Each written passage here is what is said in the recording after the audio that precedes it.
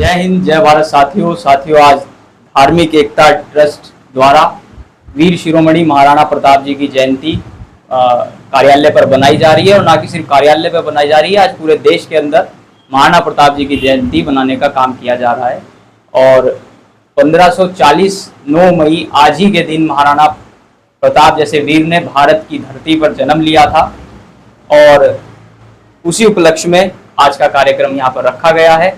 मैं अपने तमाम साथियों का धन्यवाद करूंगा जो आज महाराणा प्रताप जी की जयंती पर यहाँ पर आए, और हमारे बीच में अनिकेत जी अपने विचार रखेंगे। नमस्कार साथियों, जैसे कि आप सभी को अवगत कराया गया है कि आज हमारे कैंप कार्यालय धार्मिक एकता ट्रस्ट पर महाराणा प्रताप जी की जयंती का कार्यक्रम रखा गया है, और बड़े ही हर्षोल्लास के साथ ये जयंती मनाई जा रही है।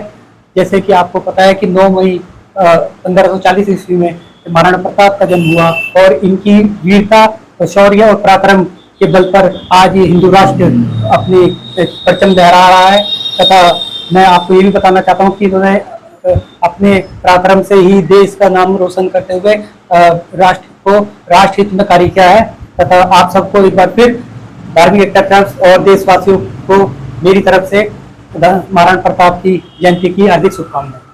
बहुत बहुत धन्यवाद अनिकेत भाई। हमारे बीच में महानगर कांग्रेस के वरिष्ठ नेता और महासचिव विपिन कांत शर्मा जी हैं। मैं चाहता हूं कि वो भी अपने विचार रखें।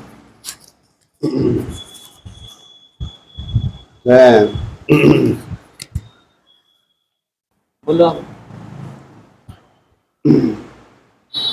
ये भारत देश की धरती है, और समय समय पर इस देश की भूमि पर अनेक वीरों ने जन्म लिया। उनमें से एक ऐसे ही महान हमारे योद्धा 9 मई 1540 में राजस्थान में इनका जन्म हुआ।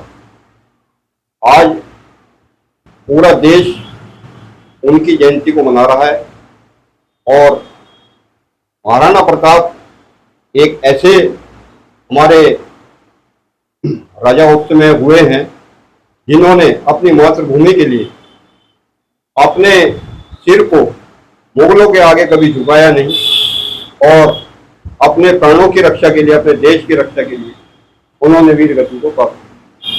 मैं ऐसे भारत माता के पुत्र वीर शिरोमणि महाराणा प्रताप जी के चरणों में शत शत नमन करता हूँ। पूरे देश को अपनी शुभकामनाएं देता हूँ। धन्यवाद। हमारे बीच में धार्मिक एकता ट्रस्ट के हमारे जिलाध्यक्ष अमित राठौर भारतीय जी से मैं आग्रह करूंगा कि वो अपने विचार यहाँ पर रखें। जय हिंद, जय भारत साथियों। वीरता, महानता और बलिदान के प्रतीक महाराणा प्रताप जी की जयंती पर सभी देशवासियों, क्षेत्रवासियों को धार्मिक एकता ट्रस्ट की ओर से जयंती की हार्दिक शुभकामनाएं। बहुत बहुत धन्यवाद अमित जी। कोई साथी अगर अपने विचार। साथियों, महाराणा प्रताप जी इसलिए महान नहीं बने कि वो एक महल में या एक राजा के घर पैदा हुए। महाराणा प्रताप इसलिए महान बने कि उन्होंने अपने साम्राज्य में हर एक व्यक्ति को आगे बढ़ाने का काम किया। हर एक वर्ग का उत्थान करने के लिए उन्होंने अपना जीवन को, सर्वस्व को निछावर करने का काम किया। महाराणा प्रताप जी ने जिस तरीके से भीलों को साथ लेकर अकबर की सेना का सामना किया था और हल्दी घाटी का जो युद्ध लड़ा था, वो भारत की शौर्य गाथा आज भी बताता है। और महाराणा प्रताप जी के बारे में जब तक पूरा वर्णन नहीं किया जा सकता जब तक उनकी सवारी, उनके चेतक का नाम के घोड़े का वर्णन ना हो।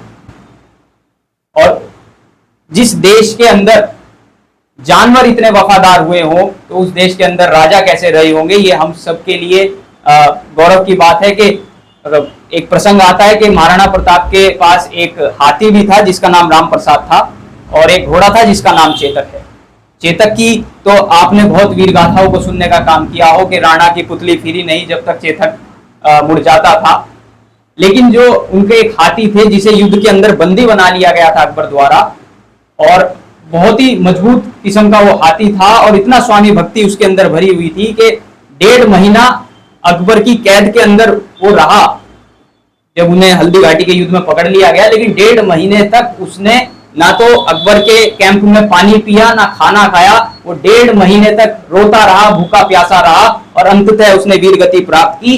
तब अकबर ने उस हाथी को देख के, उसकी स्वामी भक्तित्व को देख के कहा था कि जिस राजा के जानवरों तक को मैं बंदी बनाकर भी अपने आगे नहीं झुका पा रहा हूं, तो उस महाराणा प्रताप के शीश को झुकाना असंभव है। झुकाने में बहुत हमें शक्ति लगेगी और यह असंभव सा दिख रहा है। उसी के साथ साथ महाराणा प्रताप अखंड भारत के निर्माण के लिए लड़ रहे थे, क्योंकि महाराणा प्रताप की सेना में भील भी थे। महाराणा प्रताप की सेना के सेनापति और जो तोपची थे वो मुस्लिम थे, और वहीं अकबर की सेना का जो प्रतिनिधित्व कर रहे थे वो मानसिंह कर रहे थे।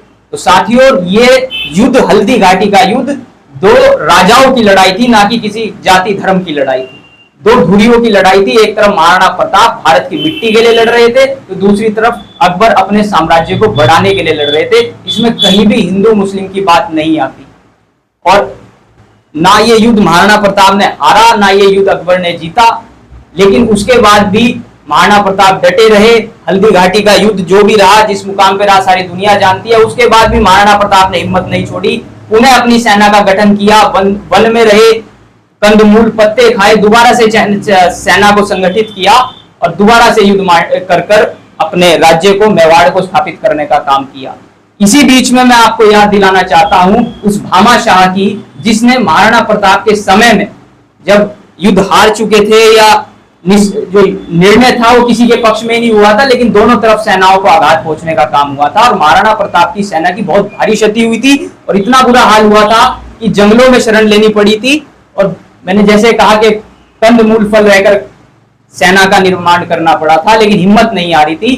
तब भामा शाह ने जो अपना खजाना था, उस समय के लगभग 1 करोड़ रुपए, वो खजाना महाराणा प्रताप जी को दिया था। उस खजाने से युद्ध की सामग्री इकट्ठी हुई, सेना का पूरा गठन किया गया और छापामार युद्ध उसके बाद महाराणा प्रताप जी ने शुरू किया था और मेवाड़ को मुगलों की दास्ता से खत्म किया था और पुनः मेवाड़ के अंदर राजपूताना ध्वज लहराने का काम किया था।